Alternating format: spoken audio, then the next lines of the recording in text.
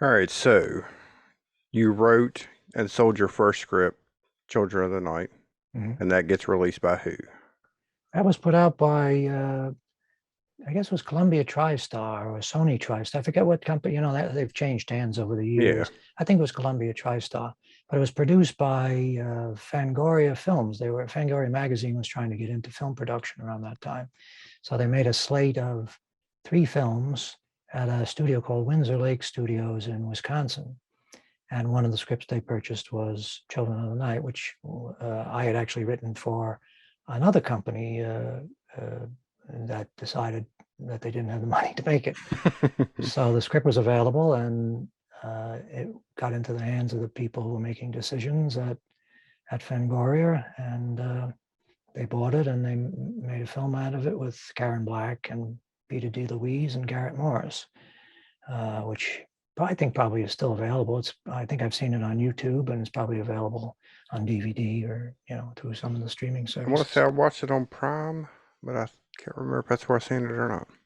But it might be. I mean, it's a fairly big company that distributed it originally.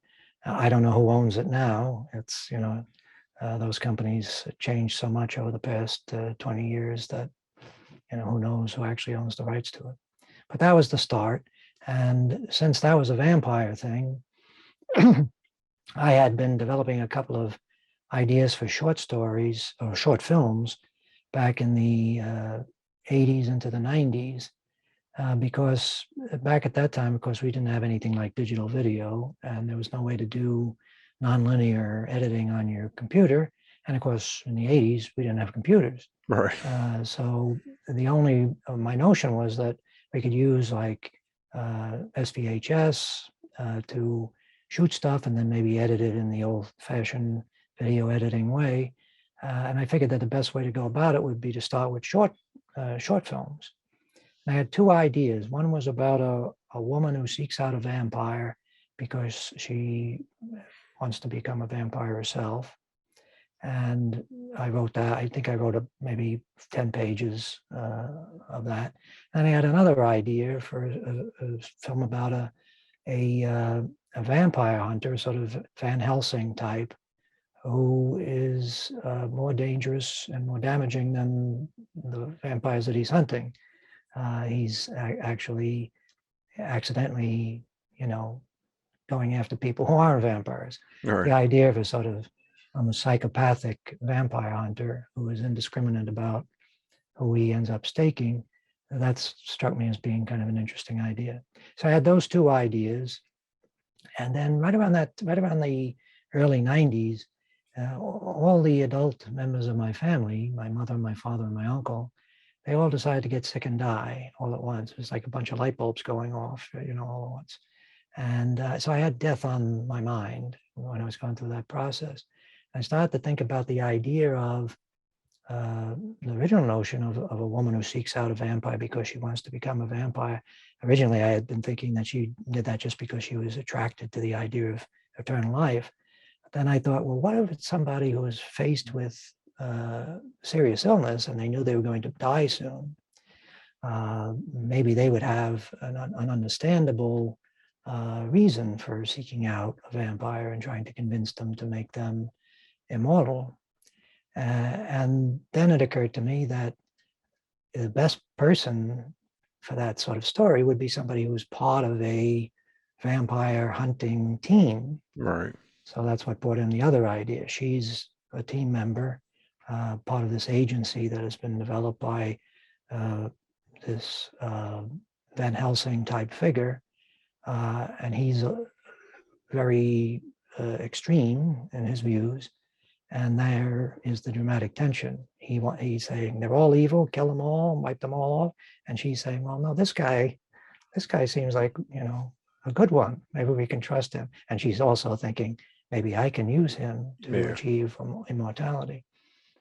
So that I went through a number of different scripts towards the end of the 80s, and then all through the 90s, I was working on versions of the script. Actually, I have here of the script, and you can see it was done on. This is either, I guess this was a traditional electric typewriter. Right. This is actually like onion paper or something. That's what I used to. And some of the stuff is really just in the form of notes. And you'll see that name at the top, City Cinemas. That's the company, the theater company that I was working for at the time. I used to sit around after we closed the theater. Right. I used to sit around while I was waiting for the last show to get out, and I would write notes about the script. How many So, pages was that first draft?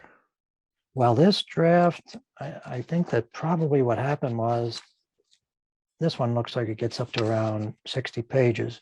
But what I would do would be I would write for as long as I was sure about the story, and then I would sort of go back and start all over again, Yeah. a new draft, and then see if I could work stuff into the earlier scenes that would give me someplace to go in the later part of the script. So I'd be able to, that's, as I was developing it, I came up with the idea of the vampire Malgod, who has his own quest. He wants to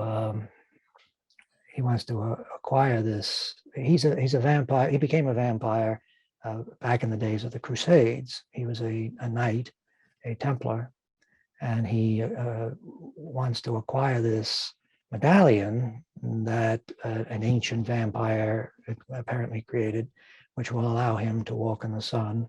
And he feels that this will be the sort of the power that he needs in order to achieve his plan to take over the world. Anyway, all of that came as the drafts were going on. And that's the way I did things back then for all my scripts. I sort of did them in a piecemeal fashion as they went along. I would, come up with new ideas and say, well, we need something here.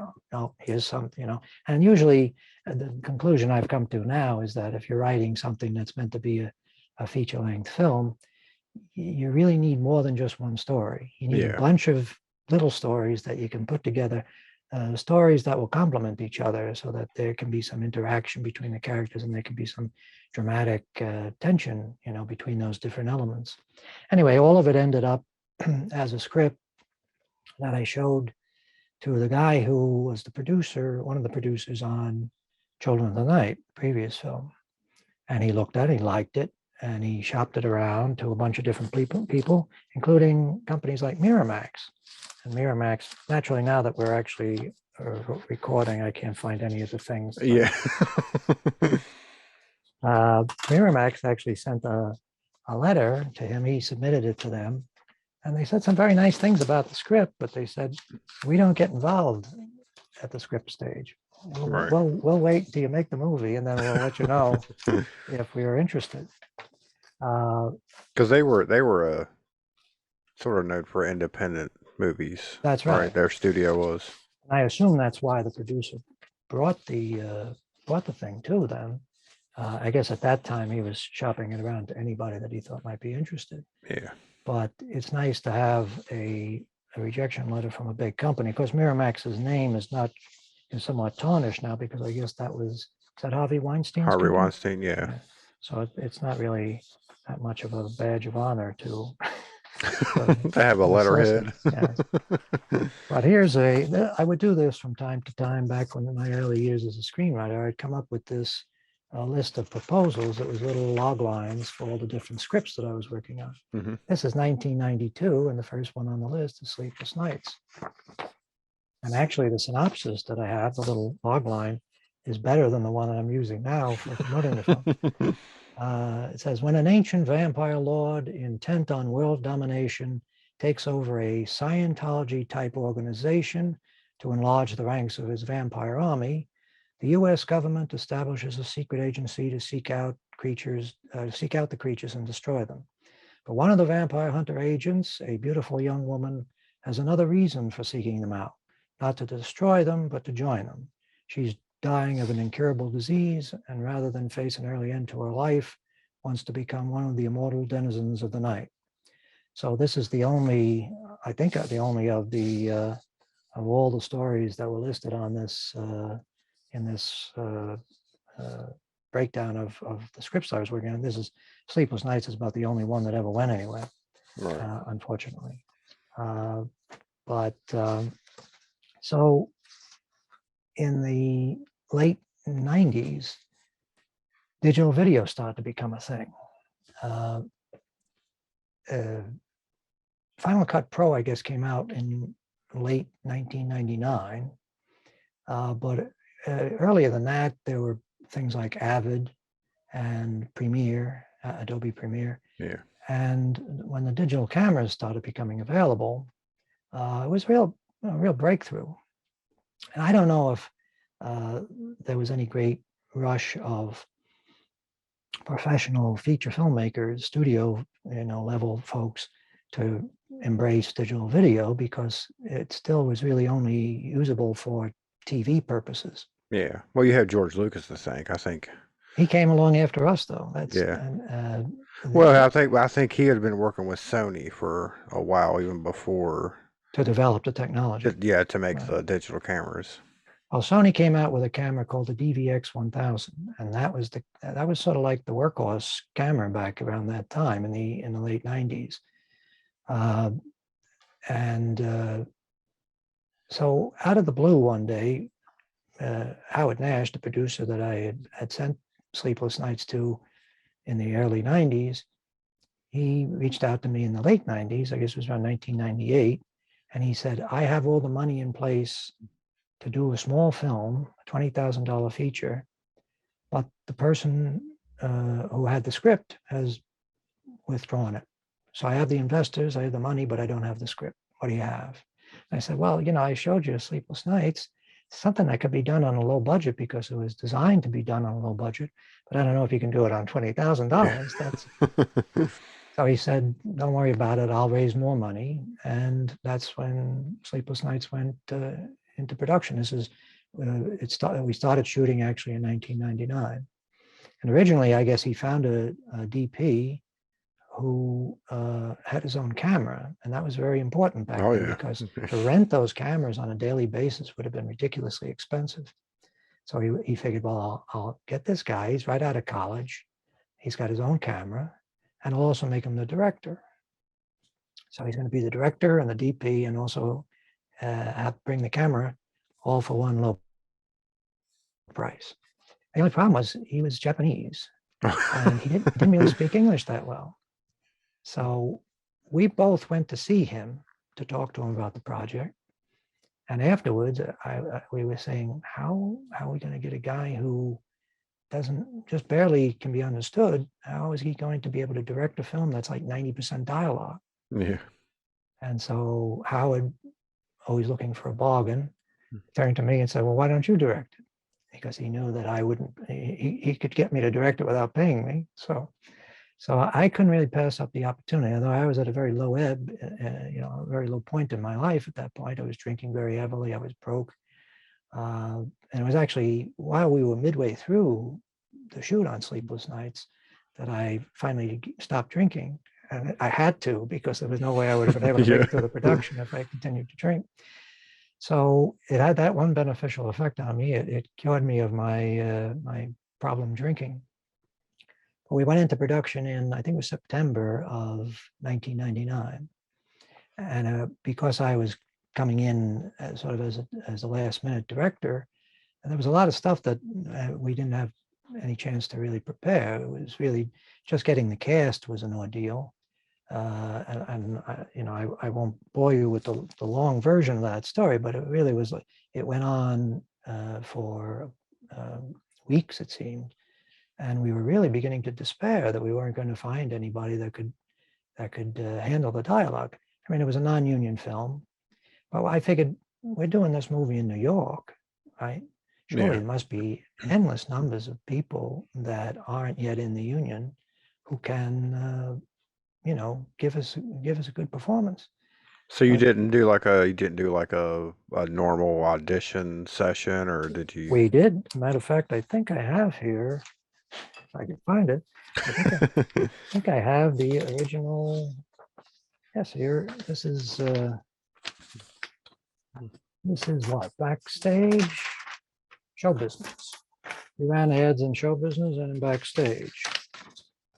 And here's our ad right there. uh, New York indie horror feature. Uh, Director William Hopkins casting a supernatural thriller. And so we got a tremendous number of headshots. And for a couple of years after that, I was carting around from one apartment to another as I moved. I was carting around several boxes full of the Yeah. headshots because I thought maybe these people could be used at some point for future projects. But we winnowed that down to, I guess it was less than 100 people. And it was kind of a dispiriting thing to see folks that just didn't seem to be able to walk and talk at the same time. Right. Yeah. But we did get lucky. We got a fellow by the name of Bart Chateau, and he was a New York City theater actor. And as a theater actor, at least at that point, I don't know if this is still true, but you could have a career as a stage actor and not be in the Screen Actors Guild. At that point, he hadn't done any screen acting work or television work. So he came on as Dr. Sloan, the vampire hunter character. And it just so happens that he knew a bunch of very talented young actors that were starting out, you know, professional level caliber people, people that had done a certain number of things. And he brought them onto the production. And Matt Thomas and Richard Ryan, I think, are both from Bart. I believe he also brought Jacqueline Anderson in. So those are the three leads that we ended up with.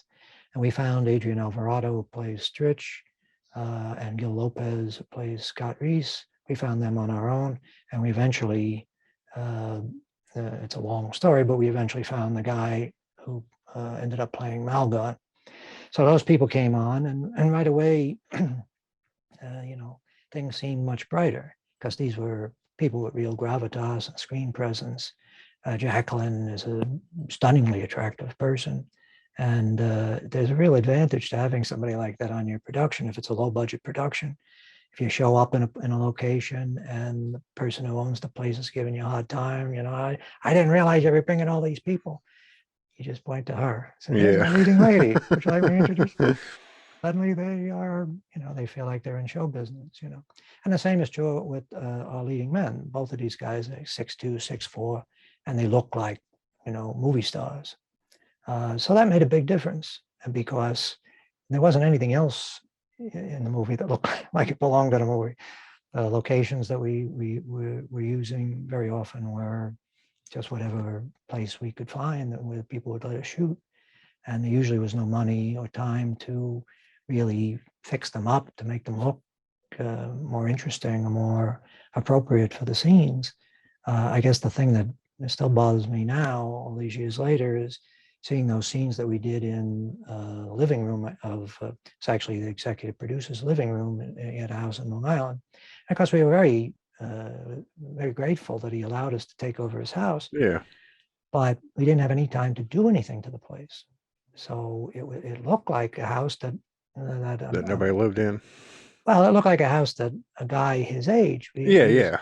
He was I guess in his 40s, and he was a divorced man with 2 children, and so all the things that were on the shelves and everything in all the furnishings suggested that it was somebody else other than a young woman like Caitlin. Yeah. Who would be living there. He actually had another piece of property nearby which was empty, and we used that for Gray's house.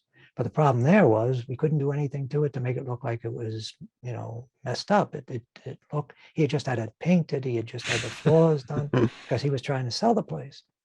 So it was in perfect condition. I mean, the floors had a shine to them, and we had to try to pass that off as a derelict building, So those are the aspects of the film that really scream low budget. Yeah. Well, when I was watching, I thought all the actors were fine. They done all a great job. The Bart shadow guy, for some reason he looked familiar. I kept thinking I've probably seen him somewhere else, but I guess I haven't. Well, you might have seen him. I mean, Maybe. he was just in a small part in the revival of Murphy Brown that they did Oh, okay. a couple of years ago. But I didn't mind. I thought the locations. For a low budget movie, I thought you done. Like your police station, or not the police station, but the headquarters of the task force, and what was the office building you were in, like in the hallway with the elevator? We found a building on Fifth Avenue where I guess he was a friend of the producers of Howard Nash's. He ran a company that made mattresses, and he had a showplace and his office in this Fifth Avenue office building. So he gave us access to his office, and we tried to avoid showing the mattresses. And that's Malgod's office. And the halls outside, we would go in late at night and we would shoot in the halls and on the elevators. And then we found another person who had access to a medical office building in Long Island. And she really gave us the whole run of the place. She was actually in the film. Her name is Tara Gallagher, and she plays the doctor that gives the bad news to Jacqueline, to Caitlin, that she's dying. Her mother, I guess, was a surgeon who worked in an office building. She may have owned the building, I don't know. But we shot all the stuff around in the lobby and around the base of the building towards the end of the film. All of that was shot at that location. And the medical facility where you see them looking at the x-rays, that was shot at that location. The room that she gives the bad news to Caitlin, that was shot at that location. So that we had that, and we also had all those scenes of when Jeff is coming into the building and getting past the security guards and getting on the elevator. That was shot at that location, and we tried to match it up with the stuff that we had shot on Fifth Avenue in Manhattan, where the hallway with the elevators was shot. And it was interesting because the first time we shot in that hallway was like 2 days before Matt Thomas left the production. Right. And the woman that was playing Allison, his wife, who he destroys in that scene, she wasn't available.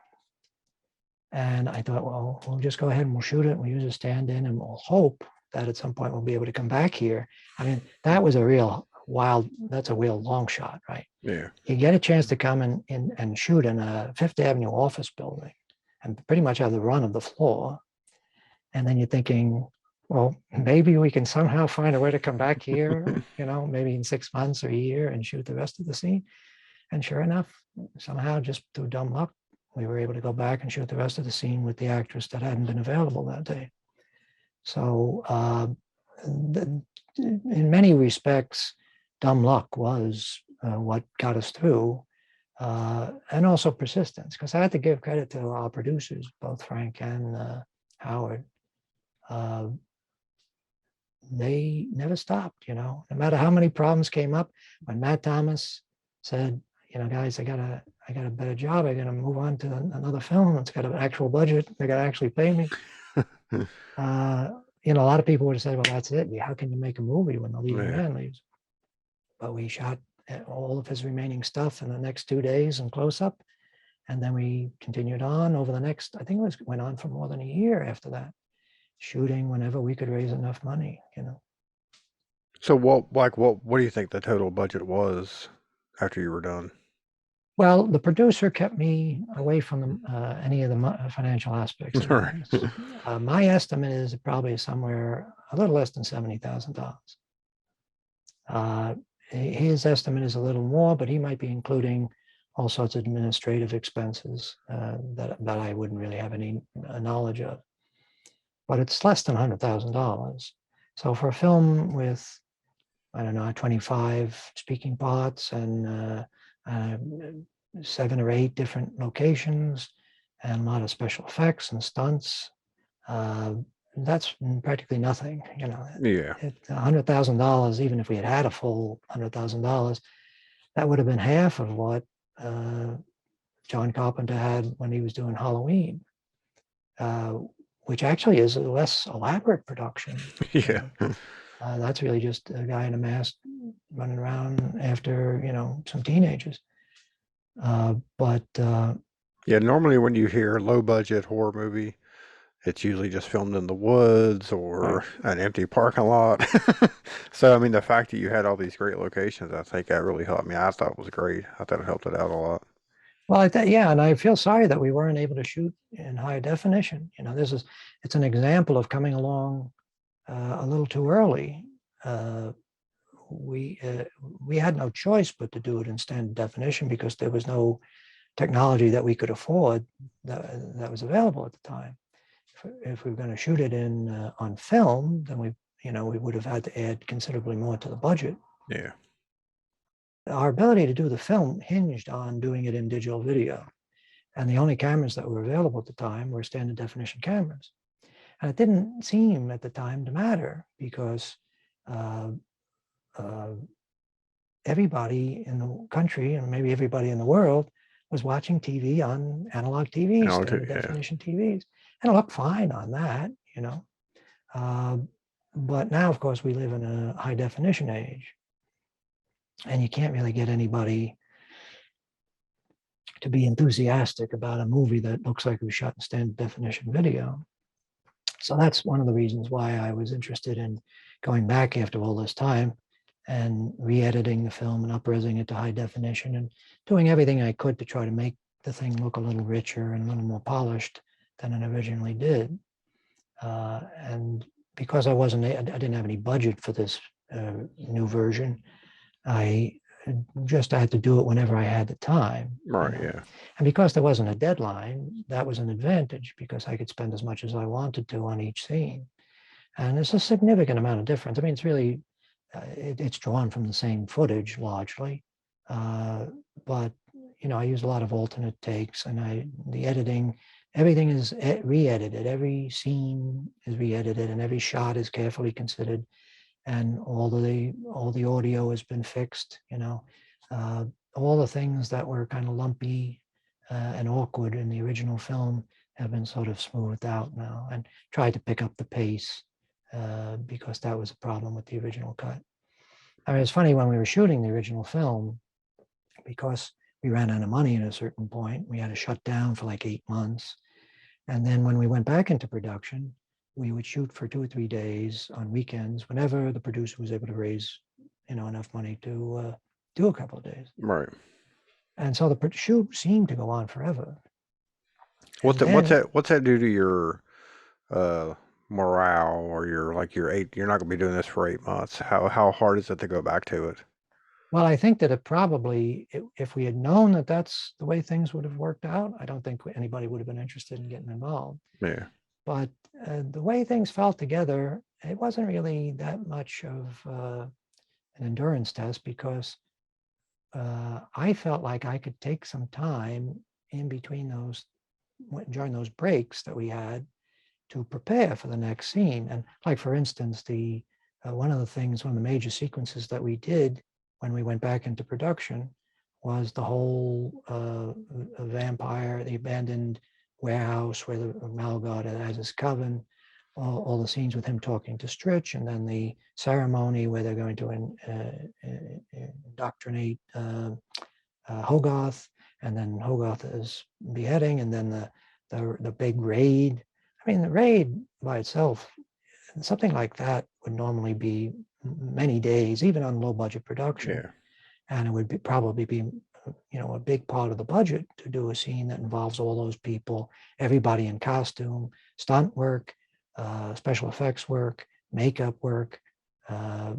It's almost like the budget of the film could have been spent just on that one scene.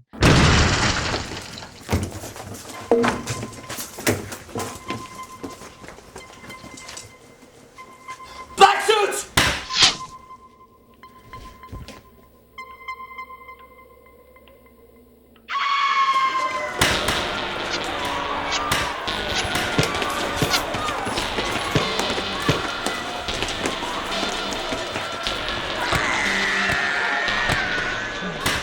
But because we had some time, we could do a lot of preparation and we didn't have to spend money. We could just spend time thinking about how to do certain things and prepare the thing.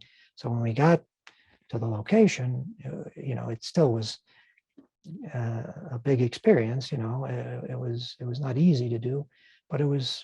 We felt like we had more control over the things.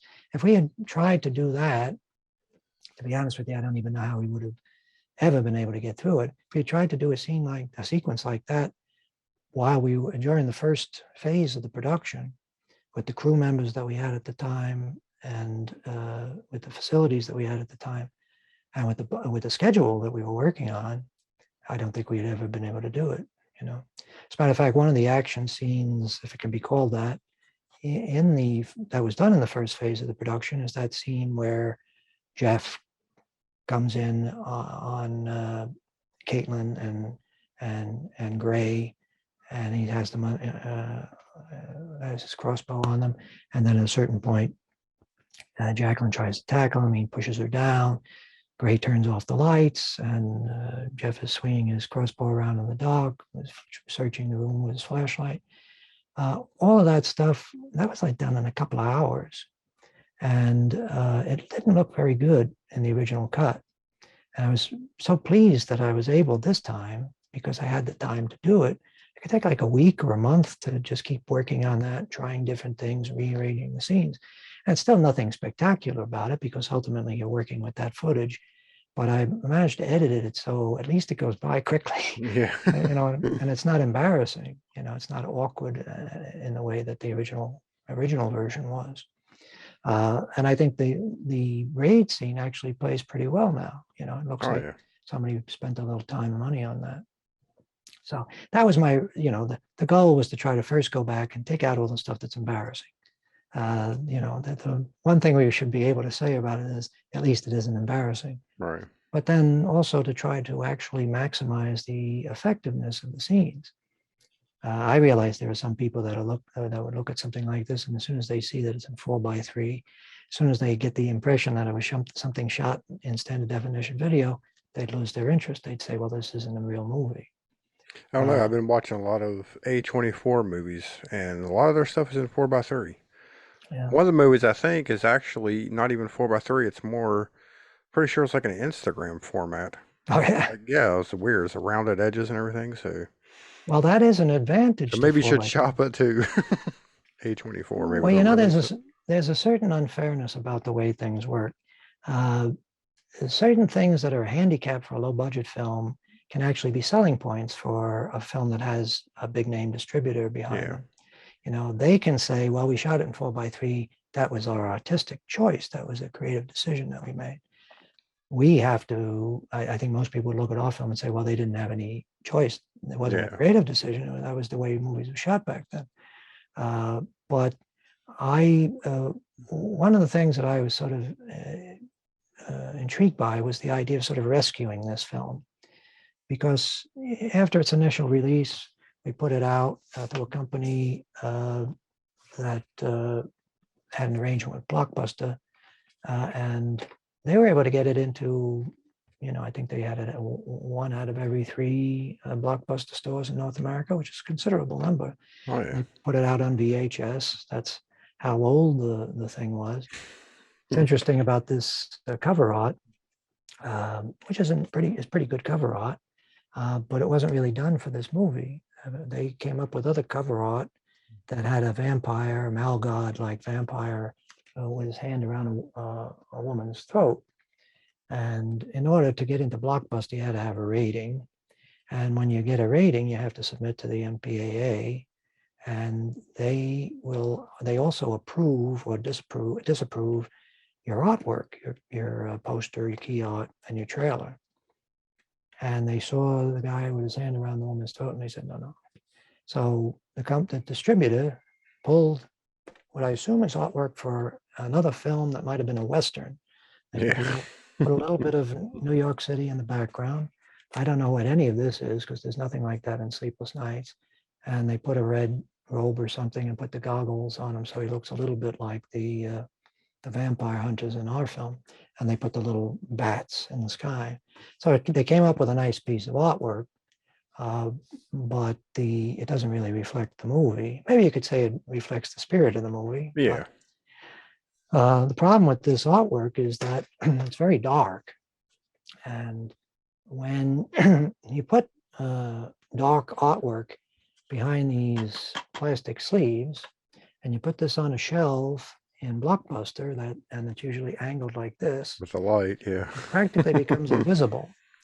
So I don't know if that affected our our sales. Maybe we would have done more rentals. Maybe it would have been more successful if the artwork had had a little more, pop to it.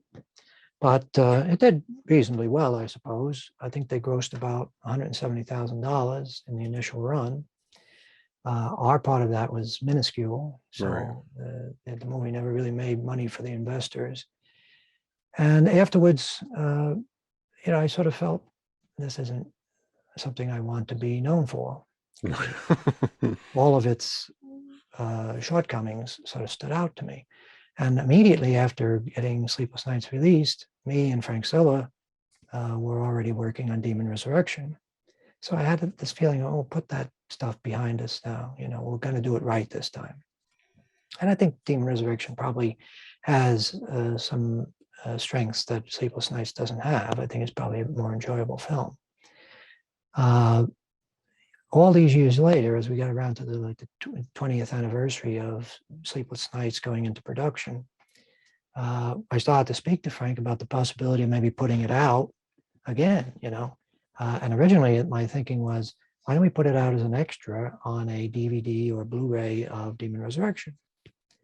And then that mutated into, oh, why don't we put it out as its own DVD or Blu-ray? And then I had to look at the movie again. I don't want to put this out. I don't want people to be pointing to this as a sample of my work.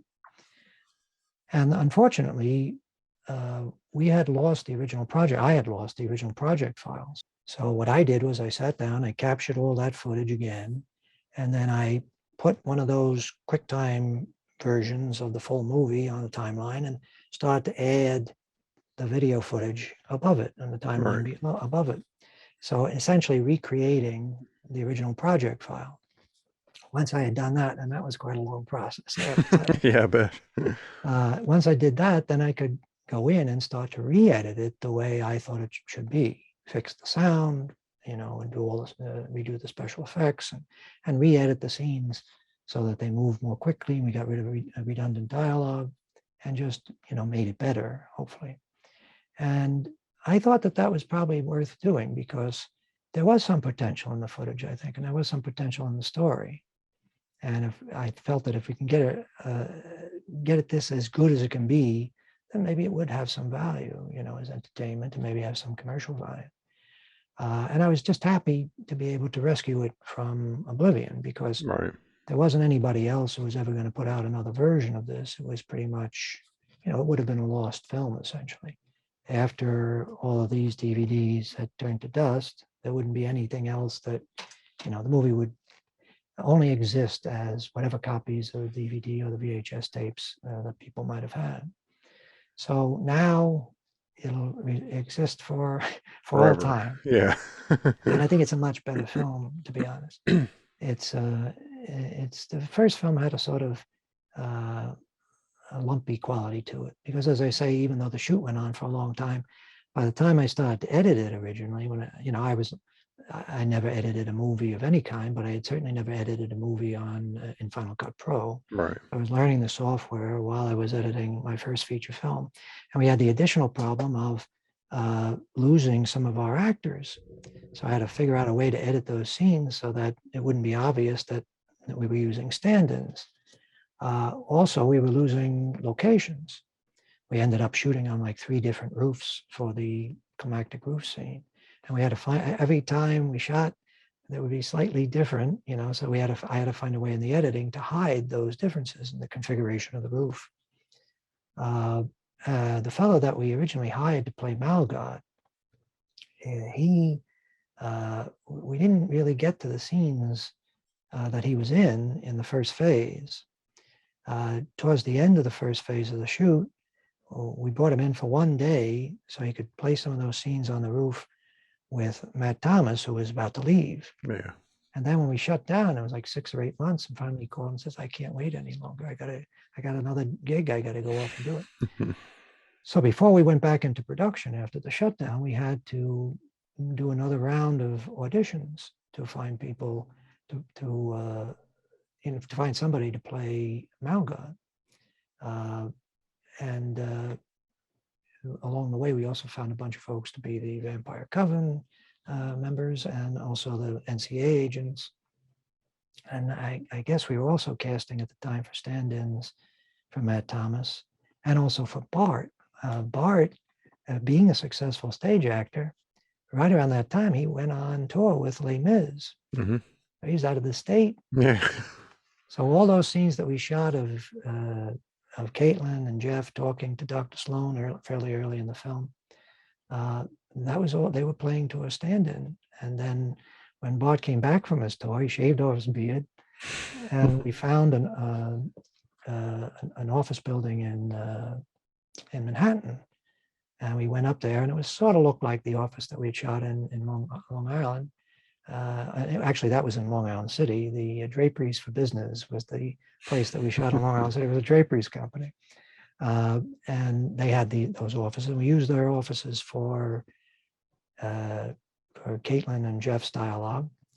And then we went, it might have been more than a year. We went and shot Bart's close-ups.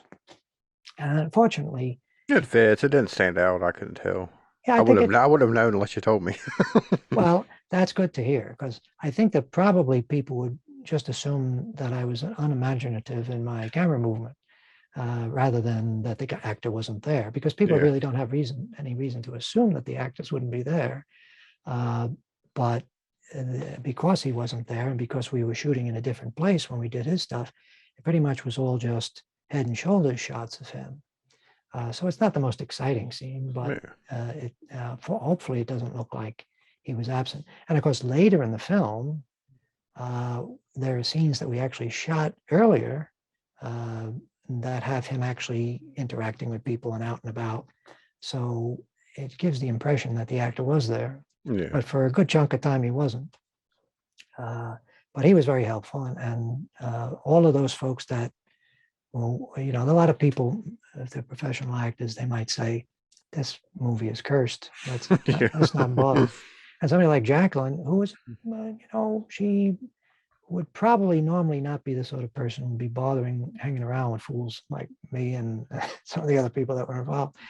She was married at the time to a fellow that was running the Whitney Museum. And his name was Maxwell Anderson. And he was the grandson or great-grandson of Maxwell Anderson, the famous American playwright, who at one time was considered the best playwright in America. He had a reputation that was on the level of Eugene O'Neill. So Maxwell Anderson, the grandson or great-grandson, whatever he was, presumably is a fairly wealthy fellow. And he was, I don't know what they call him, head curator or the director of the Whitney Museum. So while we were shooting Sleepless Nights, it wasn't unusual to open up the Post and see on page 6 pictures of our leading lady at these gala events with billionaire people standing next to her. And, she was sort of a socialite. She was an important person about town. And so, in all honesty, I don't think she would normally be bothered with idiots like me. But to her credit, even as these other people were leaving the production, and even as we had delays in the shoot, she stuck with us, and she, was there right through to the end of the shoot. So I really appreciated that, and I guess that's a sign of a real professional. Right? She was really good in it. I thought she did a fine job, yeah, and I don't think that there's certainly nothing about any of the acting that you could say that's so bad it's good type stuff. Right. It's all good, solid acting, and it's all done in a way that would, if you saw it on like the CW or any of the syndicated shows that are run on those local stations, you would say this is just another episode of Supernatural. Or Yeah. The only thing that really marks it as something less than a fully professional production is the budget, and the sort of threadbare quality that it has. And of course, the fact that it's all dialogue, basically. That I think is probably the biggest stumbling block as far as us making a success out of this, is that there's a real resistance to movies that are almost like stage plays. Yeah. Even though most TV shows, Star Trek and all the other shows, usually they are mostly dialogue. It's usually people standing on a set talking to each other. It's just that they have so much nicer sets. The Yeah. cinematography and all those things, that makes those long dialogue scenes palatable, We didn't have that, so it's a bit of a challenge. But my hope is that this version maybe is a little more tolerable, even for people that don't like. Yeah. Now, see, I don't have anything to compare it to. I've only seen the re-edited, so I don't. But I still enjoyed it. Well, I'm going to try to keep you from seeing the Yeah. original version because I don't want to damage your opinion of the Yeah. thing. I mean, I've heard from people who said they liked the original version as well. As a matter of fact, we got some decent reviews. We even got a review from Tim Lucas, who was the editor of Video Watchdog, which was a fairly influential magazine back around that time. And he gave it a very solid. He didn't rave about it, but Right. he said it was a good first film, a worthy effort. So it's not as if the first film didn't get any love from anybody. It's just that I could see where, it was never going to be held in very high regard because it had the mark of something that had been done on video. Yeah. And that's not a look that, even though everything is being done on video now, it falls between two stools. On the one hand, it's not like one of those shot on video things that you might have seen from the 80s that certain people might be enthusiastic about now because it looks so terrible and it's Yeah. sort of it's not like Things. Was that shot on video? I think it might have been. I think so. Yeah. There are a couple of movies from that period when people were shooting on, I don't know, Betacam, when they were shooting on SVHS or High 8. A couple of films from that period that have sort of become like cult items now. And you see some of the companies and distributors that we follow putting out these sort of lavish Blu-ray editions of it. Yeah. And I guess it's kind of an ironic thing, it's to make a fuss over something that, most of these movies, most of those films are pretty rough, to be polite. Yeah. So our film isn't that bad, it's not on that level, but at the same time, it's not on the level of like a studio feature film. And the company that put it out originally on video, they made every effort to try to make it seem like a medium budget studio film, like something that might have been done for one of the cable companies or something. And that may have worked against us because people pick up the DVD in their store. They never heard about it. Who knows what this is, but it looks interesting. They bring it home and they're watching a movie that looks like it was made for $100,000. Yeah. Which is a little disappointing. So that's the other thing. We made a film that really had no possibility of ever being released in theaters because the quality of the image just wasn't there. Yeah. The DVX 1000 wasn't a good camera for its time, but it was a camera that had a built-in lens, and the lens was not high enough quality for feature filmmaking. It was a lens that was perfectly appropriate for doing, home movies or maybe even for doing documentaries. You could take a nice, pretty picture of a sunset with it. Yeah. But doing the sort of things that we were doing in Sleepless Nights, shooting in the equivalent of a candlelit room, is not going to look very good in standard definition with a soft lens, with a lens that isn't a high quality lens. With Demon Resurrection, we got wise. We realized we had to get a camera that we could actually put a professional lens on so we get a high quality image. And that made a big difference because when the time came to do the high definition version of Demon Resurrection, I could enlarge the picture to fill a widescreen frame. With Sleepless Nights, it has to be a 4:3 because if you enlarge that picture, it would look like It's straight. Yeah. So how many laughs do you think the baby in the fridge gets? Well, Mike Marino is one of the associate producers on the film, who also plays like a dozen parts in the film. He's one of the machete vampires. He's the dark-haired machete vampire. Mm-hmm. When we showed the film at the Long Island Film Festival, he said that some woman, when she saw that scene, she got up and she ran out. That should have been your marketing right there. I would, yeah. I mean, it's kind of funny because, it's pretty obviously a doll. A doll, yeah. And when I was doing the new version, I thought to myself, well, I could fix that. I could do stuff to make it look a little more convincing. But is it a good idea? Because we're trying to get on streaming channels and we have no idea what sort of criteria they use.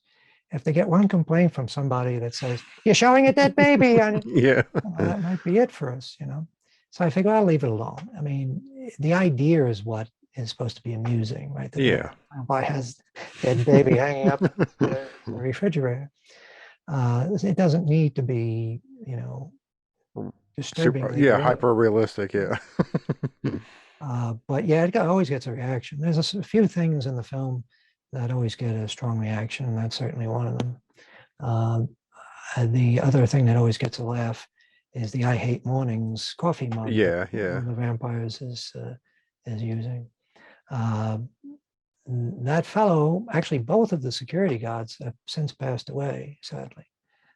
Billy Murray, who is one of our associate producers, he plays the vampire security guard who's outside the building and gets staked by Jeff. And the heavyset guy who has the coffee cup, that's a fellow by the name of Robert Bono. They both passed away within a few years after Sleepless Nights was finished. So that's too bad. That's how you know when you're getting old. Yeah. You have this increasing list of people that have died. Steve McGalnick, who was a fellow that helped us with our audio on both Sleepless Nights and Demon Resurrection, he passed away fairly recently. Hayden Lee, who was an actor who helped us with the casting of Demon Resurrection, I learned that he passed away recently. It's gotten to the point now where I really don't want to look up any of these Yeah. old actors that I work with because Yeah. I know it's sort of bad news but I have looked up Jacqueline, and she still looks as stunning as she ever did. Yeah, I was looking at her. Still looks like she's still acting. She was on some Law and Order, I think, last thing I seen. She was on an episode of Law and Order. I think that was done a little while ago. She did a video series, a web serise, fairly recently. I think she produced. The I don't The The Box with box, right? Jacqueline. Right. I don't know whether it went over or I don't know if she's doing anything else. But uh,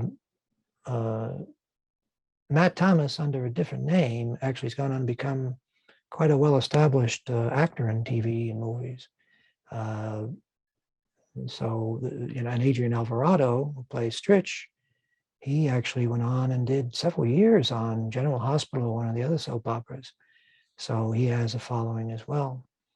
And I'm trying to think. I think there are a few other folks that went on and established themselves. Craig Lindbergh, who did our makeup, he did the fangs and that sort of thing. He actually has become a very well-established makeup artist, and he worked on a whole bunch of big feature films like Spider-Man, and I think he worked on one of the John Wick movies, and he also worked on Saturday Night Live for a while, and a bunch of TV series, well-known TV series. He was up for a couple of Emmys, I think, nominated for a couple of Emmys. So he's established himself pretty well. Yeah, I was going to ask. Speaking of the vampires with long hair, when I first seen them, I was like, these have to be there's like a local band. That's what I said. I just figure you hired like a local musicians that were in a band. Well, Mike Marino was actually somebody who I think Howard Nash, the producer, had some interaction with before Sleepless Nights. He does have his own band, or is in a band. And the other fellow, whose name I don't recall, I don't have any knowledge of whatever happened to him, but I think at the time he was a heavy metal band member, or had his own heavy metal band. So you're right. And then That's was what you're right. the guy with the snake. That was The guy another with one. the I was snake. like, yeah. Well, yeah. Yeah. I don't know whatever happened to him. We originally brought him in as an extra, and when he showed up and he had the snake with him, I thought, well, maybe we can make use of this. Yeah. So he had a great look. He couldn't really handle dialogue, though. That was a problem, and that was a problem with a lot of the folks that ended up getting, uh, lesser roles. Is that people can have a great look, but they just can't do the dialogue. Yeah. And there's no way around that. I mean, we have a film that's basically entirely dialogue. You need people that can handle dialogue. Yeah. And some of the scenes that Matt and Jacqueline are in, and Ryan, you can see that these are professionals. You can see that it's not that the writing is that brilliant, and it's not that their performances are transcendent. They're not going to get awards, but just to have solid professional work, where it isn't ridiculous, it isn't Yeah. embarrassing. You know, they show up on time, they know their lines, and they, you know, do a good job. And but all Plus, through the shoot, guys like Adrian and Gil Lopez and Matt and Richard and Jacqueline, they all, and their professionalism was really, you know, what held the whole thing together. The fact that you know that there are some actors without any preparation at all, you can put them in front of the camera and say action, and you're going to get something yeah. usable. Where there's other people where it's just doing 2 or 3 lines, it's like pulling teeth, you know. And I have to admit that there are some people who I still have evil thoughts about, because the footage that we ended up with when we did their scenes is so hard to edit into something presentable. I'm not talking about folks who are not professional actors. We had a couple of people that weren't really very good. They weren't really professional actors, and they were involved in the production because they were giving us some resources, and we threw them a role in the film as a Yeah. way of thanking them. That probably isn't such a good idea.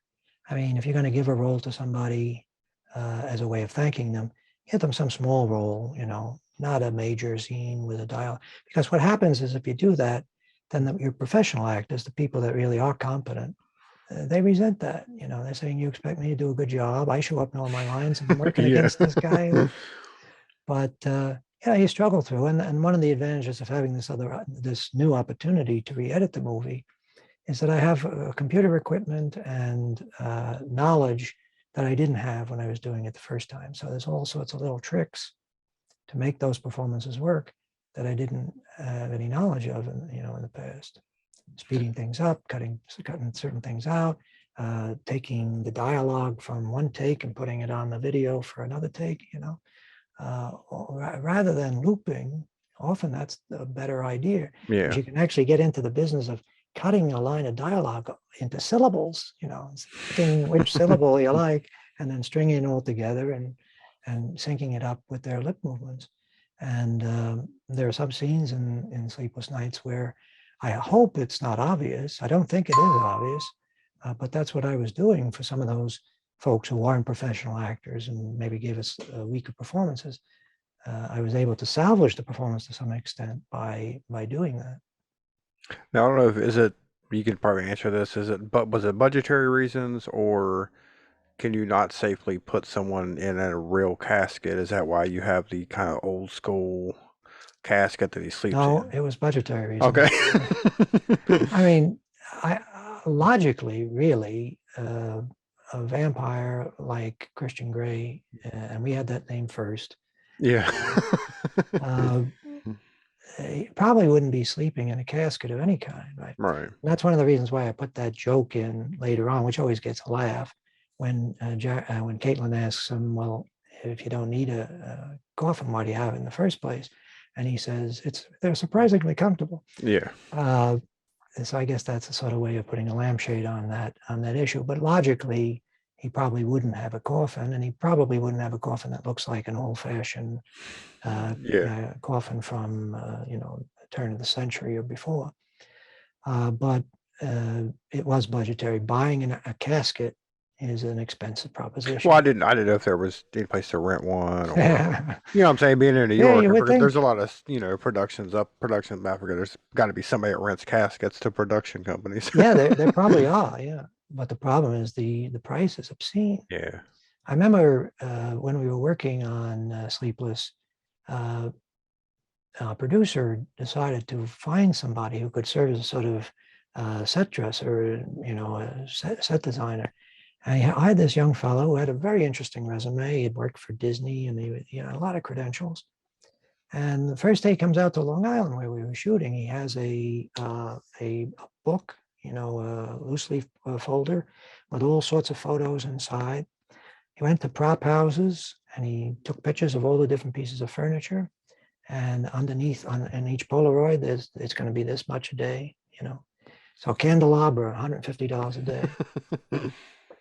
And I said to the guy, I said, I don't even know if the producer can afford you. Yeah. So you should be spending $150 a day for a candelabra, So that guy didn't come back. Right. We couldn't use them, unfortunately. See, I was thinking that we could get somebody in that could say, I got a roll of wrapping paper here, and I got some Hmm. hooks, and I got some, a couple of dried tree branches. I can go in and I can make the place look like a derelict building just with, you know, chewing gum and baling wire. Yeah. But naturally, somebody who does that professionally, they don't want to do that. You know, a schmuck like me will do it because he has no choice. But a professional guy who's wants to have a reputation, he's not going to waste his time doing that. And if he did, he would charge you the moon, right? No, I did like the idea of him sleeping in the body I bag. have something here.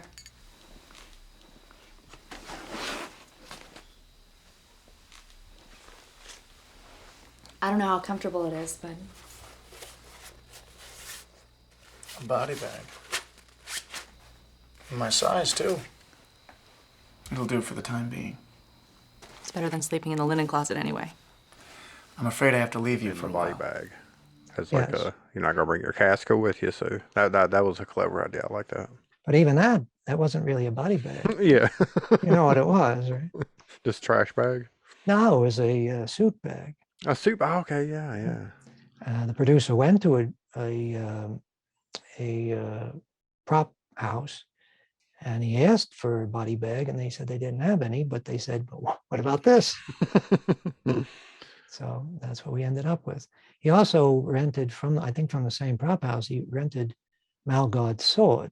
Hmm. And when we saw it, and it sort of like everything else, it came at the last moment. As we were on the set, that's when we were first getting a chance to see the sword. Well, the sword was blunt at the end and was all rusted. I mean, the tip of it wasn't pointed, it was blunt.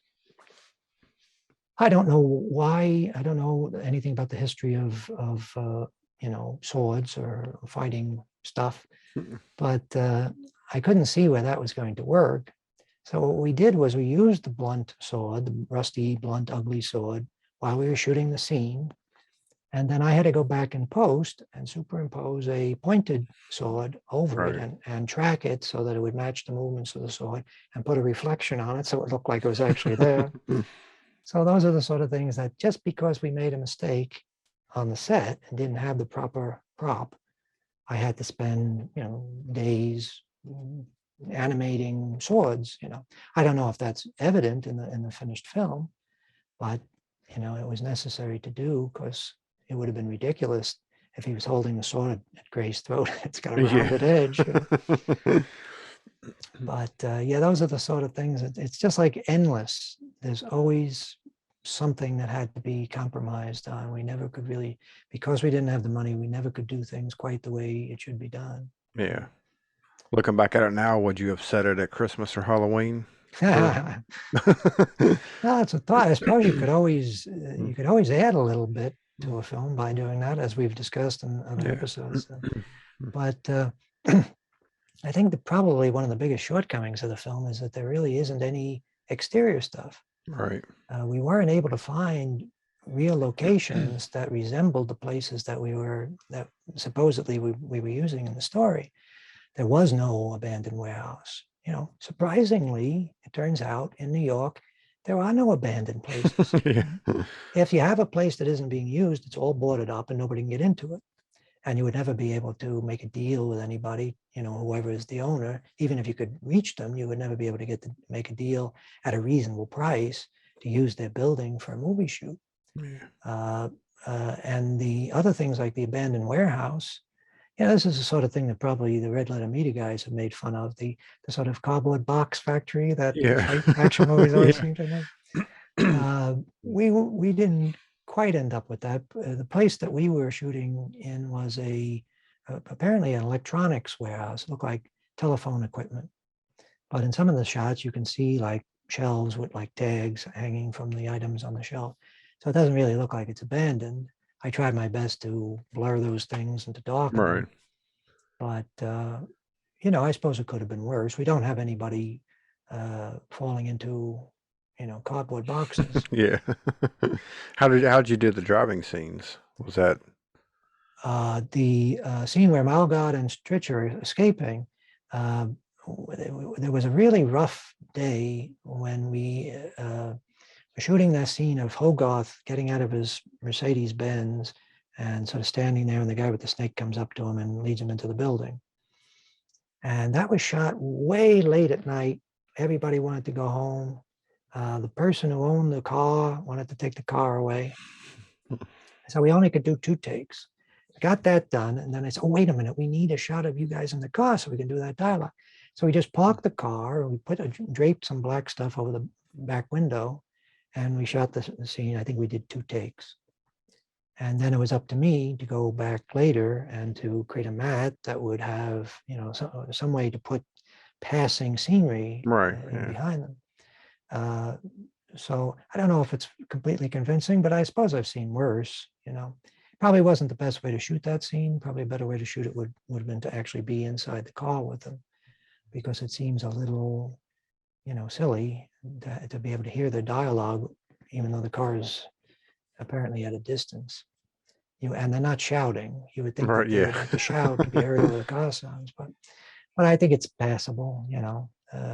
Those are all the things where you say, if we had had money and we could have done things the way a big studio would do them, it might have made a difference between the thing being basically a forgotten film and being something that might have been like a minor cult success, But those little things, people find off-putting.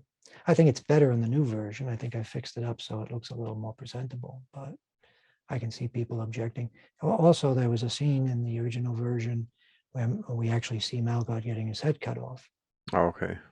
and that didn't work at all. I was filled with enthusiasm for Final Cut Pro, and I began to feel my godlike powers, and that I Yeah. could do anything. And I thought I'd try doing like this little primitive animation of the sword slicing through his neck and cutting his head off. The actor who played Hogarth was not available to do retakes, so I resorted to Photoshop again, this time creating a Photoshop image of Hogarth with a removable head and other movable elements. That Photoshop file was then animated in Final Cut Pro. The sword swing was done in front of a green screen and worked into the animation. By blurring the image and adding the appropriate sound effects, I think we managed to achieve a reason. But it didn't fool anybody. And it was funny at the time when I was showing it to people, they would say, oh, that's so cool. Yeah. But they were thinking of it differently. They were thinking of it, it's cool in itself. But in the movie, it's terrible. It just reminds you you're watching a low budget video production, And there were a couple other things like that in the film that when I watch the original version now, I sort of wince. And those were all things that were instantly excised when I was doing the new version. First to go, But yeah. So anyway, this was a sort of an attempt to save a lost film. That's the way I like to look at it. And I think that the version that we have now is presentable. Anybody who's interested in vampire stories will probably find it interesting. If nothing else, people who are interested in low-budget filmmaking should find it like an interesting artifact from that time, to be able to look at a movie that was done right at the beginning of the digital filmmaking era, done on what was essentially a consumer camcorder. Yeah. And, Yeah. See, I think independent filmmakers today should watch it to learn something of like, this is how you can do a movie without looking really cheap, or if you've got a really good script, you don't need to fill it with comedy. You know what I'm saying? Well, it's unfortunately true that a lot of the sort of so bad it's good. So the films that are being done that are intentionally that, Yeah. they seem to be embraced more readily by the audience than something like this. I don't know exactly. I can't really put my finger on why the reaction to Sleepless Nights was the way it was the first time that it came out, because it certainly wasn't celebrated, by vampire film fans or by horror film fans. And I don't really know, I can't really figure out why. It could simply be, I mean, if we want to be honest, the first thing we have to consider is maybe people really honestly don't enjoy it. They don't think it's a very good movie. It's possible it's not a good movie. Obviously I have my own preconceptions about that.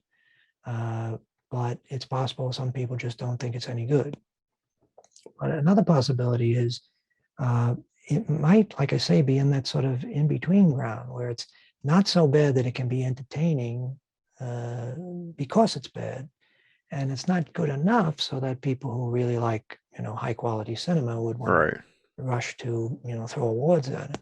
It really was just meant to be a sort of a home video product. So that was the period we were going through when it seemed like just about anything could be released on home video. And we said, well, let's make something that will sort of be in the tradition or in the spirit of the old Dark Shadows soap opera. We're shooting on video, which is true of Dark Shadows, and we're shooting on a low budget, which was true of Dark Shadows. And it's a romantic, a gothic romance, with vampires, which is true of Dark Shadows. So the people that love that series, and they still exist in droves, they should find something about this that's entertaining or interesting. And surprisingly, no, they didn't care. I guess if it's not exactly Dark Shadows, then they're not interested. Do you think that the no nudity, no sex, you think I heard it? Well, I imagine it would, especially when you consider who we had as our leading lady. Yeah. If we I had just done, imagine people going to the video store or Blockbuster renting movies or wanting to go home and yeah, if they're getting a low budget horror movie, they're going to expect some nudity and sex scenes. yeah. Well, the script did originally have a lot of nudity in it because I felt that vampire movies, they need, blood and breasts, Yeah. the sort of main ingredients. But as we were doing the film, I began to think that maybe it wasn't such a good idea because I felt, and this is just my own thinking, it has nothing to do with what Jacqueline might have thought. But she was a person who, as I say, she had a certain established reputation. She was a known person on the New York City art scene. And she had a husband who was a fairly important person in the New York art scene. And so I thought, even if she's willing to do these nude scenes, if she has second thoughts, one way to make sure that the footage is never seen is just not to finish the film. Yeah. So it actually was safer to not do that stuff. Also, the crew that we were working with at the time and the conditions that we were working with at the time when we had the opportunity to do the nude scenes, there was an environment, there was an atmosphere that wasn't really completely conducive to that sort of thing. We had some difficulty with some of the crew members that were involved in the project early on, and I didn't really think that it was a good idea to risk any unpleasantness by trying to do anything that would involve intimate stuff, nudity or sex scenes or anything like that. So in the end, I think probably, even though a little bit of breast nudity probably would have helped the box office, and Jacqueline did say that she was willing to do the nudity. She never said, I won't do this. Her husband was a little... Yeah. I spoke to him only once on the phone, and he said to me, there's a lot of nudity in this script. I say, well, okay, thanks. Glad you like the script. Yeah. But we ended up not shooting any of that stuff. So, yeah, I suppose it probably would have affected the commercial. I mean, in my opinion, it doesn't hurt it, but I just think thinking about other people watching those movies, that's what they're wanting. Well, the problem is, I think that ultimately, if you do stuff like that, it has to start seeming more like an exploitation movie. Yeah. I mean, in the case of Demon Resurrection, it's fairly filled with, sex and nudity and violence. And that's all right because it was meant to be an homage to exploitation films. That's what we were doing. But in this case, I mean, obviously movies and TV shows like Dark Shadows never had any nudity in them. Right. Yeah. And I just thought afterwards, maybe it's just as well because it would have sort of changed the nature of the film. It would have made it into something, something other than what it was. It probably, for some people, makes it boring, because they figure, well, all this talk, at least let's see some breasts. Yeah. Can she be topless while she's giving me exposition? Well, that one scene where she's in bed with Jeff, I have to admit that was a mistake, the way I shot that. The producer early on said that he wanted me to try to work in this this uniform top that I guess belonged to some member of his family. And I guess he thought this would be a nice little tribute that she's she puts on this uniform top. Problem is, by the time we actually got to shoot the scene, it had already been established that the NCA agents don't wear uniforms anything like that. Yeah. And it's not really a very flattering thing. And I think if I was doing it now, I'd say, well, maybe she could just wear like a sports bra or some sort of something that a woman would wear if she was in bed with her boyfriend, Yeah. rather than getting up out of bed and putting on this long gray uniform top, which doesn't really make sense in the story. So that was kind of a mistake. There were times in the production where, because I was a first-time director, I really didn't feel I could be too demanding. I couldn't say no Yeah. to some people. And that's what happens when you don't say no. You got to say no. By the time I got around to Demon Resurrection, I was a little better at saying no. Yeah. But, You end up putting your neighbor's cat in the movie just because they ask you to. well, it could come down to that. Yeah. I wouldn't have minded it, some cat action in the movie, but Yeah. nobody had a cat available. I mean, it's also true, like those sets that we were talking about, those the associate producers, actually he was the executive producer. Yeah, I'm really grateful that he let us use the property, but I didn't know him, and I didn't know how far Yeah. we could go in rearranging his stuff. So the attitude was, when I got there, I thought, we don't, this is it. This is what, he hadn't done anything because nobody had told him that he had to change anything or fix anything. So we got there. So is now the time to tell them we're going to rearrange all your stuff? And who's going to do it? Am I going to have the crew going through this guy's stuff, rearranging stuff? So it just didn't work. And that's why with Demon Resurrection, and I'm working, the funny thing is, the guy I'm working with on Demon Resurrection was the guy that I was so concerned about offending. Yeah. And by the time we got to Demon Resurrection, it was, no, we got to take this down, put that in, move that there. We realized that everything in the shot has to be under our control. You can't say, oh, well, there's a funny picture on the wall because we couldn't, we were working in a place where we couldn't change it. Yeah. Everything has to be worked on, and everything has to be under your control. Everything in the shot is your responsibility. So we had to sort of take things as we found them, and that hurts the movie. I don't think there's any question about that. But by the time we got to Demon Resurrection, we realized, first of all, maybe we should come up with stories that don't involve scenes on the roof of Manhattan skyscraper, Yeah. or scenes in abandoned warehouses, or scenes in government agency headquarters. Those aren't things that you can easily do if you don't have any money. And actually, I'm surprised when I look at the film now, it isn't that bad, really. I mean, the NCA headquarters is passable for what we're trying to do, but Who done your graphics on your screens, like on the computer? that was all done by me. I created all the animations afterwards. Matter of fact, the whole thing is part of the animation. The computer, everything in there, and then I would put reflections of the actors in the screen. But all of those whole shots. Matter of fact, I have a few things here that I can show you that you might find amusing.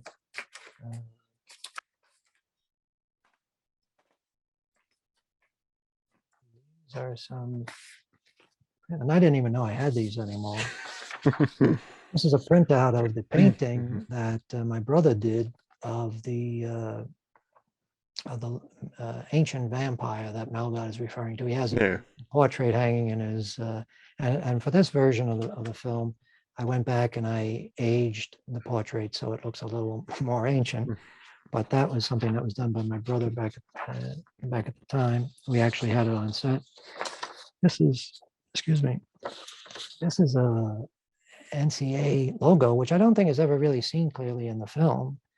But I created that, I guess, on my computer, and that's a printout of that.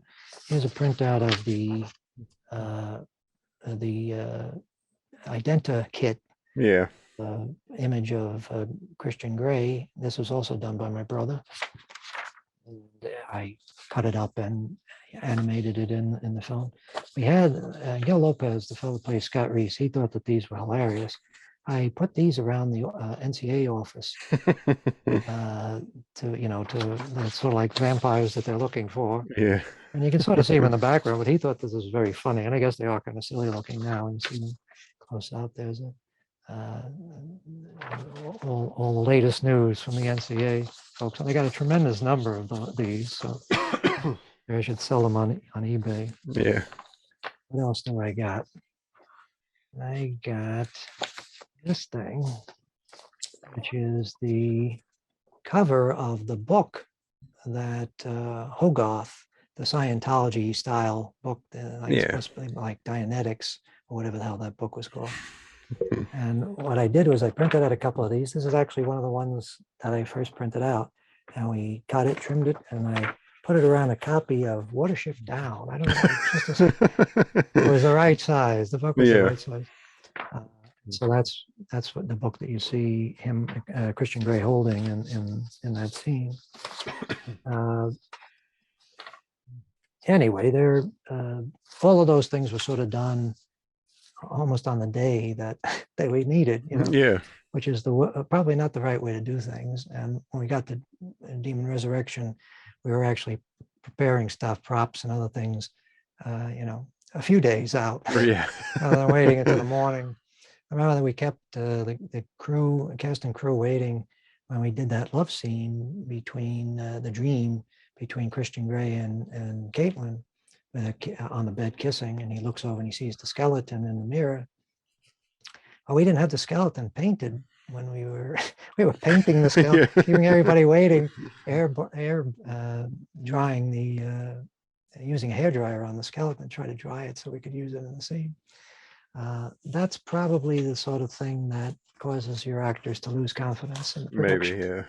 yeah. But to their credit, they stuck with us. And I did a whole bunch of little sketches back in the day of the characters. This was my idea of what Caitlin should look like. And I guess it's not too far off the mark. No. She's a little closer to maybe a Sigourney Weaver type. This is what Carla was supposed to look like. I think we definitely dropped the ball when it came to Carla's costume. I think that's Yeah. probably, I really felt sorry for the actress because I thought she did a decent job. Oh yeah, she But was really good. Yeah, the costume was not, you know, I don't know what that was. She sort of looked like Florence Henderson playing a truck driver. You know? Yeah. It had had that late 90s feel to it. Well, I guess you could look at it that way. Yeah. One mistake that we made was we bought that graphic tee that has some sort of Japanese symbol on it. Like Mhm. maybe it's Chinese, a dragon of some kind, a red dragon. And the problem is we only bought one. All right. So after she did her scene where she gets killed and that shirt was basically destroyed, then we had months later, we had scenes that occur early in the film where she is supposed to be wearing the same shirt. We didn't have a shirt that we could use. Yeah. So this is Jeff. I guess I came pretty close to the guy that ended up in it. Strish is definitely completely different. Yeah. Adrian That Alvarado. looks like a Dick Tracy villain. Yeah. You know, I was thinking of, I forget the name of the director who played the chauffeur for Gloria Swanson Mhm.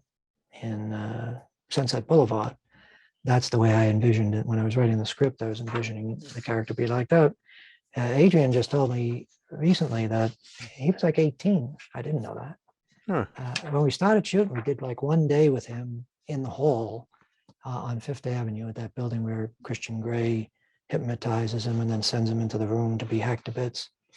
And he's very thin and he has a different haircut. And we didn't use him again for like 8 months. During that time, he started working out.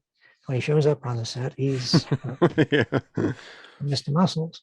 So all through the movie, his physique is shifting sometimes from shot to shot. You know? That's true with the haircuts too. Yeah. Because the guy who plays Jeff was playing Thomas Jefferson in 1776 on Broadway at the time. And so he had a sort of Thomas Jefferson type haircut. But then later, when he wasn't playing that part anymore, he had much more closer cropped with a sort of buzz down in the back. And there was really nothing we could do. You know, we just shot it, you know, however it looked. There was no way to make it match. I don't know if that's obvious as people go through the film, but it is, there's plenty of hair continuity Yeah. problems. I think it's so small that you just don't.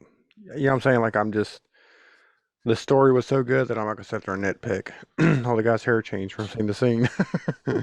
Well, I hope that that's the reaction that most people have. I have to admit, when I watch movies, little things like their hair and stuff like that, that never really No. matters to me, unless it's like outrageously different. You know, somebody who's bald who suddenly has a full head of Yeah. hair, Yeah. or a blonde who suddenly turns into a brunette.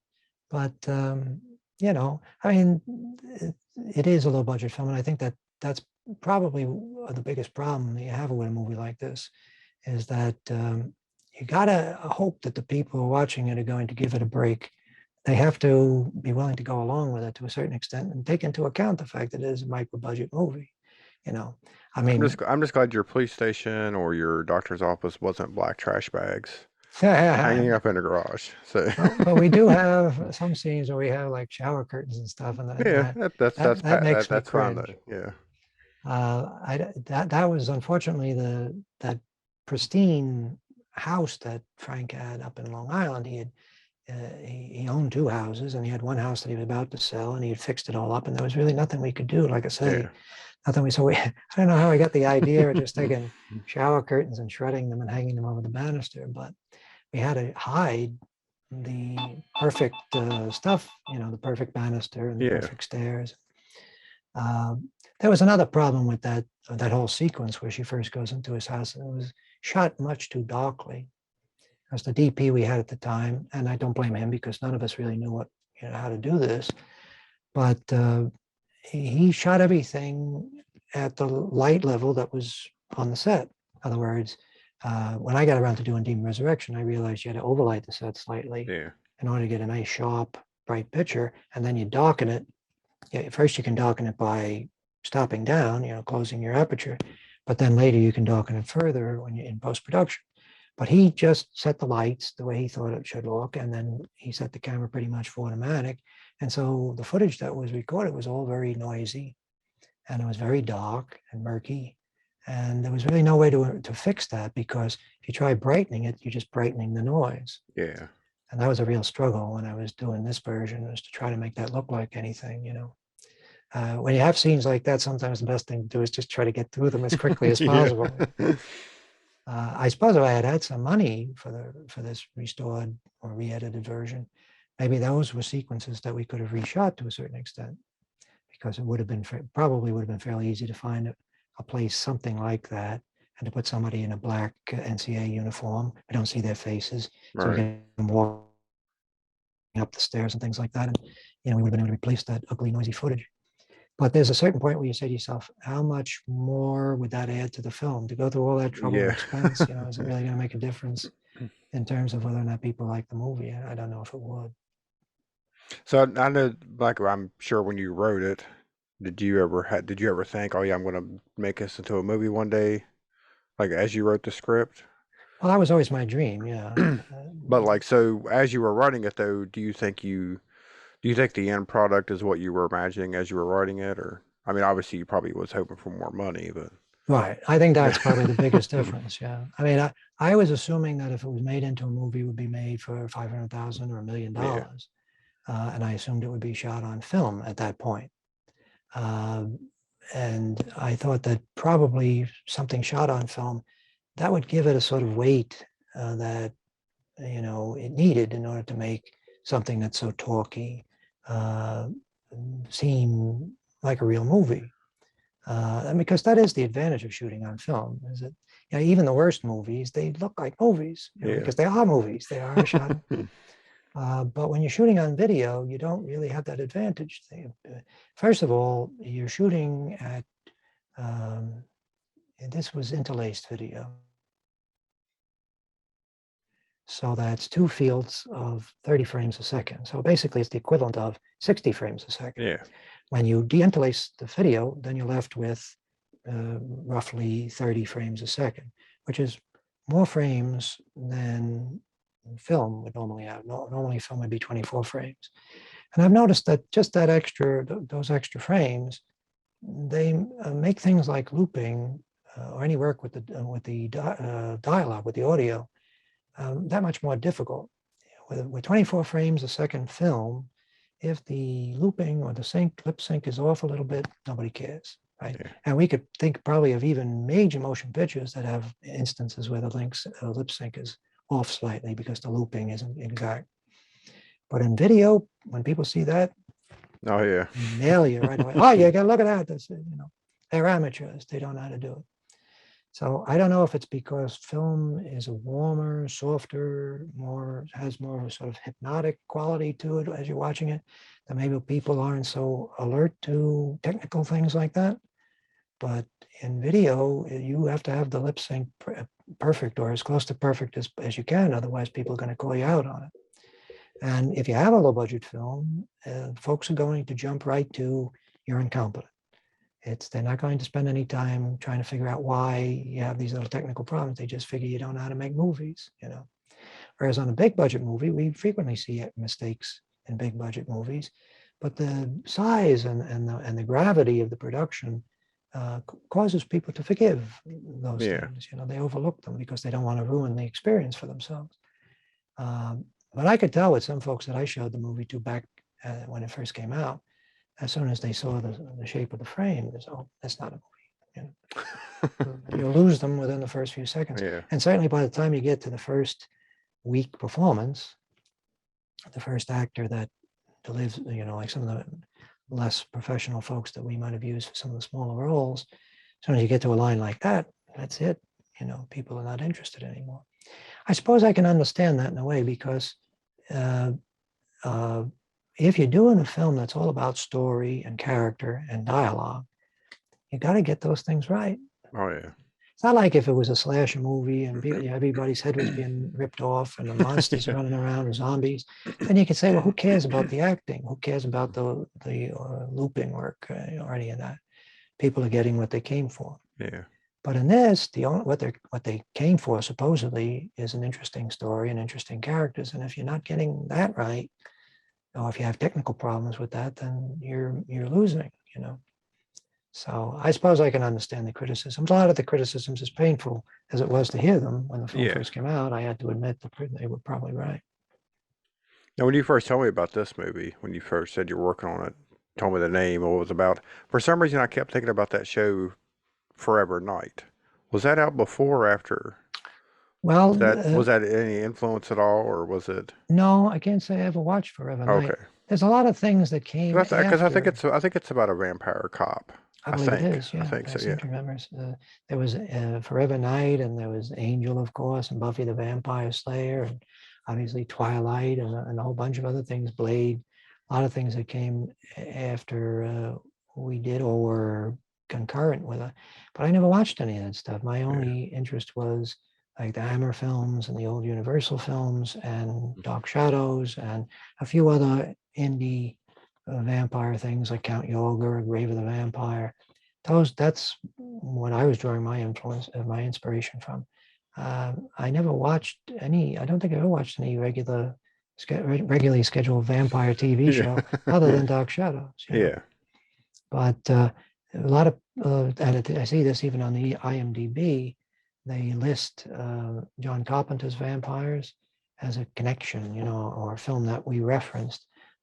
I had never seen John Carpenter's vampires by that time. And as I pointed out, the script that I was working on was finished by 1992. I don't remember when John Carpenter's Vampires came out, but I think It was later than that. Yeah. I would have liked to have changed the film title officially to Sleepless Nights Revamped. And I realized that might be seen as kind of a corny joke. Right? Yeah. Revamped, you know, redone, remastered, whatever. But I wanted to find some way to distinguish it from the original version because I was aware that there were the other films that have the name Sleepless Nights that have come along since. But Film Hub, the company that we're putting it out through, they insist that you stick with the name that the film had when it was originally released. Why that should be, I don't know. But the funny thing is, Amazon has like 3 or 4 different listings for our film. Yeah. And they all have different information. So I don't understand, if the idea was you use the same name so that all the information about the film will be in one place, and yet they have 4 different listings for the film, and they actually have one listing for the film, which I guess is the main listing on Amazon, that has the wrong director. And I don't even know where they got this guy from. He's never done anything connected to low budget vampire movies or anything like that. And they have some of the reviews for our film on Twig's film, on Sleepless Nights, the anthology film. Yeah. And I was reading the reviews for his film, and I said, wait a minute, these people are talking about my movie. Yeah. How I that's noticed when I possible? loaded the, of course, you sent me a file of it, and I loaded it into my Plex server, and it pulls down information. It pulled down the wrong title, the wrong cover. It doesn't have anything on it. Now, so you fully own the rights and everything, right? I mean, even I though don't. someone else distributed it, or No, the okay, producer and the production company that he created, they own Sleepless Nights. I have some copyright. I own something yeah, in the. I am the original writer of it, but he bought the rights to make a movie, and then he okay, hired me to be the director, and then he hired me to be the editor. yeah. So I didn't know ultimately, if like because after I watched it, I've watched it twice now. I was like, it would be maybe do good on YouTube. I don't know if it was something you thought about doing well, if we could because get it to YouTube. there's no nudity or anything, and I think it would. I don't think it would hurt it any. Well, if we could get it to YouTube, I don't know if Film Hub supplies films to YouTube. I Well, I know, didn't know if you could just upload it yourself to your own. unfortunately, they That's did what I'm away with saying. that. Back when YouTube, they sort of flirted with the idea of allowing people to upload movies similar to the way Amazon was doing. Right. You could upload your film and they would sell it for you and you would be able to make money from it. And then they quickly shut that whole thing down, probably for the same reason why Amazon is starting to move away from that as well. They are making their own product and they don't want to become like a dumping ground for what is considered low budget, low quality material. Amazon used to be, there was 2 sides to Amazon. There was the pay-per-view side and there was the free with Prime. And if you uploaded your movie to them, anybody could, if they had a feature film, if they own the rights to a feature film, you could upload your movie to Amazon. And if you gave them permission, they would offer it free with Prime, and they would also sell it as a pay-per-view title. Right. And recently they said, oh, we're not doing that anymore. Now we decide if we want to put your movie on free with Prime. And please don't approach us. Yeah. So you can still upload your movie to them for the pay-per-view side, at least for now. Yeah.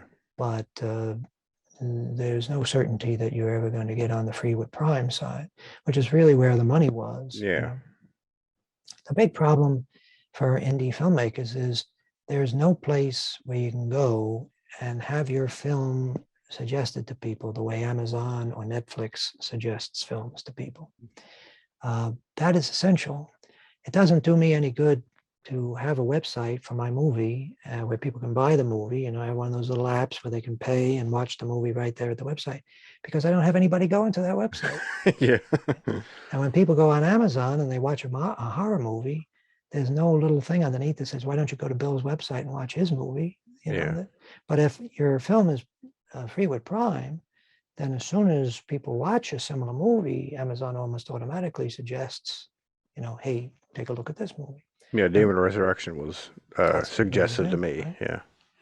Demon Resurrection, quite a few people said to me, I had never heard of your movie, and then I saw Amazon suggested I watch it, so I did, and I liked it. So that's what you need, because there's no other way to promote your film, right?